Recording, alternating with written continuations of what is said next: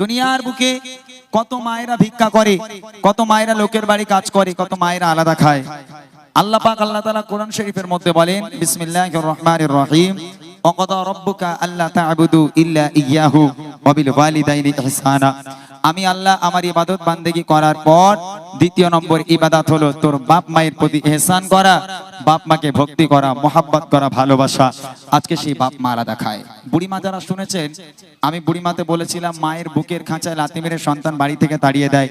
তবে ওই মা যখন ওই সন্তানকে জন্ম দিয়ে বড় করেছে, মানুষ করেছে, একটা সন্তানকে জন্ম দিয়ে বড় করতে, মানুষ করতে কতটা কষ্ট করতে হয় একটা বাপ মাকে। কবি ছন্দের মাধ্যমে লিখছে, খুব মনোযোগ দিয়ে শুনবেন। একটা পুরাতন গজল, তারপর গজলটা আমার ভালো লাগে, আমি ছোট করে আপনাদের শোনাবো যে দুনিয়ার বুকে সন্তানের জন্য মা কি জিনিস।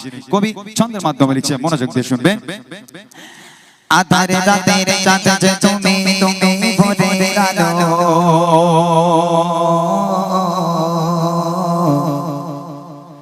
তোমায় যখন দেখি আমার মন হয়ে যায় ভালো। আধারে রাতের চাঁদ যে তুমি তুমি ভোরের আলো, তোমায় যখন দেখি আমার মন হয়ে যায় ভালো। আধারে রাতের চাঁদ যে তুমি তুমি ভোরের আলো, তোমায় যখন দেখি আমার মন হয়ে যায় ভালো।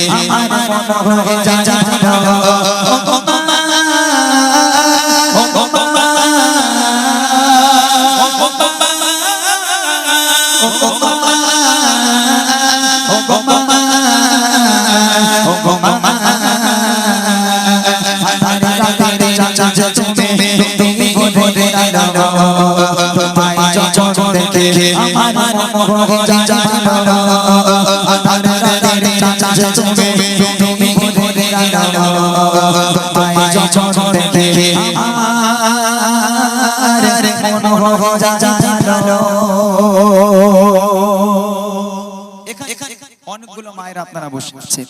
একটা মা যখন একটা বাচ্চাকে জন্ম দেয়, ওই সন্তান মায়ের কোলে পায়খানা করলো, মায়ের কোলে পেশাব করে দিল, মা খেতে যাচ্ছে সন্তান পায়খানা করে দিল, মা ঘুমাতে যাচ্ছে সন্তান পায়খানা করে দিল।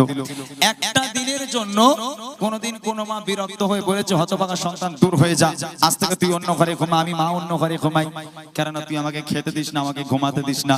আমি খেতে যাই তুই পায়খানা করিস, আমি ঘুমাতে যাই তুই পায়খানা করিস, তোর মতো বদমাইশকে নিয়ে ঘুমানো যাবে না, দূর হয়ে যা, অন্য ঘরে গিয়ে ঘুমা, আমি মা অন্য ঘরে ঘুমাই। কোন মা বলতে পারে? ওই সন্তান পায়খানা করলো, পেশাব করলো, মা তাড়াতাড়ি করে উঠে পোছাপুছি করিয়ে দিয়ে সুন্দর একটা আরামের বিছানা করে সন্তানকে ঘুম পাড়িয়ে দিয়ে সারাটা রাত বসে বসে মা পাহারা দেয়। আর সেই বাপ মা বুড়ো বুড়ি হয়ে গেল, হাঁটতে পারে না, চলতে পারে না, যদি ঘরে কিংবা বারান্দায় একটু পায়খানা করে ফেলে, একটু পেশাব করে ফেলে, তখন ছেলে বউ ঘাড়ে বাজ পড়ে। আপনারা রাগ করবেন না, যেন পুটুরিয়ার মানুষ খুব ভালো, পুটুরিয়ার ভাবিরা মায়েরা খুব ভালো। তবে আমাদের ওইদিকে আছে, স্বামী বাড়িতে না আস্তে আস্তে বলবো, এই দেখো তোমার মা ঘরে বসে বসে হাঁকবে, আমি পরিষ্কার করবো, ও হবে না।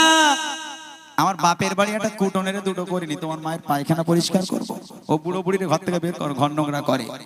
হতভাগা সন্তান, সে জানে যদি বউয়ের কথা না শুনে খাওয়া পাবো না, এখনকার জামানায়, তাই না? তো সন্তান কি করলো, বাইরে ছোট্ট জায়গা ছিল, একটা তিরপল বা একটা টিন দিয়ে চাল তৈরি করে দিল, একটা তক্তপোষ ঢুকিয়ে দিল, বাপ মা ওর মধ্যে পচে মরুক। আল্লাহ পাক বলে, ওয়াকাদা রাব্বুকা আল্লা তা'বুদু ইল্লা ইয়্যাহু ওয়া বিল ওয়ালিদাইনি ইহসানা। আমি আল্লাহ আমার ইবাদত বান্দেগি করার পর দ্বিতীয় নম্বর ইবাদত তোর বাপ মায়ের প্রতি ইহসান করা, ভক্তি করা, মোহাব্বত করা। সেই বাপ মাকে আজ আমরা অবহেলা করি। কবি লিখে দেখেন, যা যা মামা পকেটে তোমার, যা যা মামা পকেটে তোমার, খেলে না আদর রে জয় জয় রে কশশ আদর রে জয় জয় রে কশশ। যা যা মামা পকেটে তোমার, যা যা মামা পকেটে তোমার, খেলে না আদর রে দাও জয় আদর করে দাও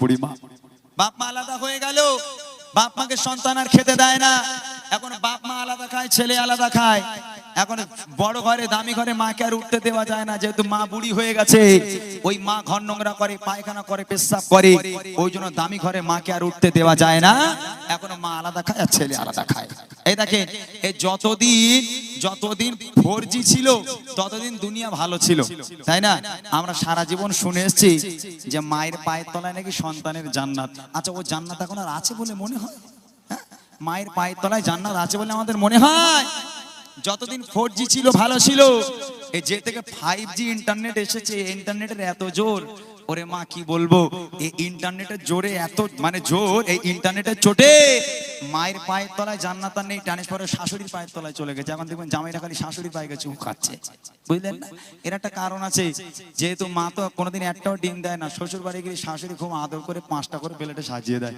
খুব ভালোবাসে বুঝতে পেরেছেন এখন মা যদি 10 টাকার ওষুধ আনতে বলে মা নাকি খুব খাই করে ছেলে বলে মা তোমার সামনে দেখা হয় তুমি শুধু বলো এটা এনে দে বেটা ওটা এনে দে তোমার জন্য এত টাকা পাবো কোথায় আচ্ছা ওই ছেলের যদি শাশুড়ি ফোন করে বলে জামাই তোমার বাড়ি আজ দুটো খাবো গিয়ে তোমার বাড়ি যাচ্ছি আচ্ছা ও জামাই কোনোদিন ওর বউর কাছে গিয়ে বলবে তোমার মা কেন খাই করে ও বলবে না বউর কাছে বলবে দেখো তোমার মা আসছে কি খেতে ভালোবাসে গরুর গোশ না মুরগির গোশ বলে আমার মা দুটোই খায় খুব ভালোবাসে বাপ রে বাপ বলে সাথে ইলিশ মাছটা না আনলি হয় শাশুড়ি বলে কথা হায় হায় হায় যার বাড়িতে বাপ মা আছে তার বাড়িতে বরকত আছে যার বাড়িতে বাপ মা নেই লক্ষ লক্ষ টাকা ইনকাম করে আনলেও তোমার ঘরে কোনোদিন আল্লাহর রহমত হবে না আল্লাহর বরকত হবে না তোমার বাপ মা তোমার জন্য রহমত তোমার বাপ মা তোমার জন্য বরকত শেষ কথা কবি লিখে রাখেন তোমার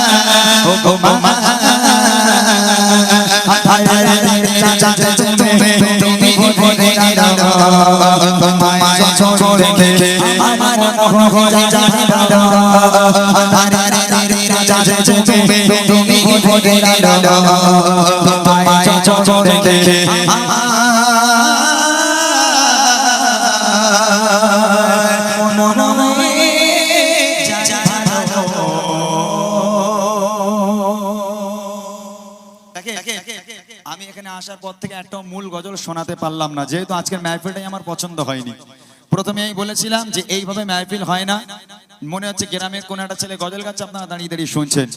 যদি এই মাহফিলটা আজকে সুন্দরভাবে সাজানো যেত, এই অনুষ্ঠানটা কি হতো আপনারা বুঝতে পারছেন না।